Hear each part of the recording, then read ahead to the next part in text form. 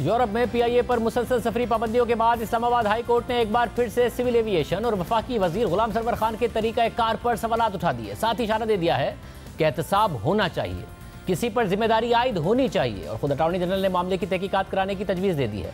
आज पायलट सकलेन अख्तर की मुलाजमत से बरतरफी और लाइसेंस मनसूखी के खिलाफ दरख्वास्त पर समाअत हुई, जिस पर चीफ जस्टिस ने रिमार्क दिए कि जब तक पायलट का लाइसेंस क्लियर नहीं होता यह हवाई जहाज नहीं चला सकेगा। अदालत पीआईए को पायलट की नौकरी पर बहाली से मुतालिक भी कोई हिदायत नहीं देगी। सिविल एविएशन अथॉरिटी को यह मामला भेज रहे हैं, नए डायरेक्टर जनरल इसको देखेंगे। चीफ जस्टिस ने रिमार्क दिए कि कानून में कहाँ लिखा है कि वफाकी हुकूमत डीजी का इजाफी चार्ज दे सकती है। सेक्रेटरी ने अपने आप को डीजी समझकर शो कॉज नोटिस जारी कर दिया। सेक्रेटरी की इजाफी चार्ज के तौर पर बतौर डीजी तैनाती कानून के खिलाफ है। चीफ जस्टिस ने बरहमी का इजहार करते हुए कहा कि बोर्ड ऑफ इंक्वायरी किस कानून के तहत सेक्रेटरी ने तश्कील दी थी। सेक्रेटरी के इस तरह से के फैसले से नेशनल एयरलाइन पर बुरे असरात पड़े।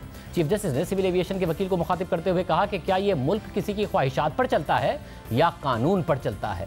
जिस तरह पायलट्स लाइसेंस के मामले को हैंडल किया गया बहुत मायूस कुन है।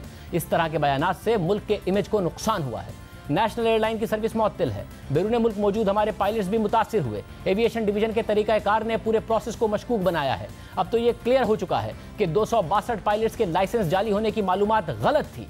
चीफ जस्टिस ने कहा कि एहतसाब जरूरी है, किसी को तो इसका जिम्मेदार ठहराना होगा। इससे मुल्क के तशख्खुस को बहुत ज़्यादा नुकसान पहुंचा है।